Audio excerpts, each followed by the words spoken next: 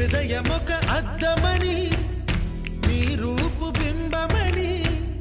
తెలిపేను హృదయం నీకు సొంతమని